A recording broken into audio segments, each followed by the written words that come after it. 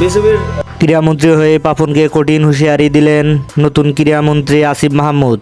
আসিফ মাহমুদ বললেন, অবশ্যই পাপনের বিচার হবে। দর্শক, বিস্তারিত জানতে অবশ্যই ভিডিওটি শেষ পর্যন্ত সবাইকে দেখার অনুরোধ রইল।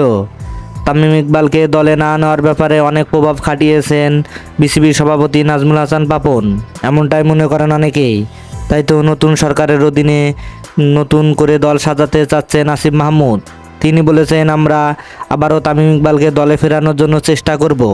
তামিম ইকবাল ভাই আমাদের দেশের সম্পদ, তাই তো তাকে যে কোনো মূল্যে হলেও দলে জায়গা করে দেওয়া উচিত। তাছাড়া তামিম ইকবাল ভাই অনেক ম্যাচ খেলেছেন জাতীয় দলের হয়ে।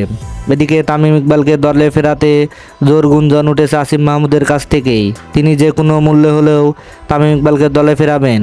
এদিকে নাজমুল হোসেন পাপন সভাপতি এখনও রয়েছেন, কিন্তু তিনি এখনও বিসিবিতে যোগদান করেননি, এটা নিয়েও সন্দেহ করছেন তিনি। তাই তো তিনি বলেছেন, বিসিবি সভাপতিকে নিয়ে আমরা সব কাজ করতে চাই। তিনি যদি না ফিরেন তাহলে অবশ্যই তাকে কঠিন শাস্তির মুখোমুখি হতে হবে। দর্শক, আপনি কি মনে করেন তামিম ইকবাল আবার জাতীয় দলে ফিরুক? তাহলে অবশ্যই আপনার মূল্যবান মতামত কমেন্ট বক্সে জানাবেন।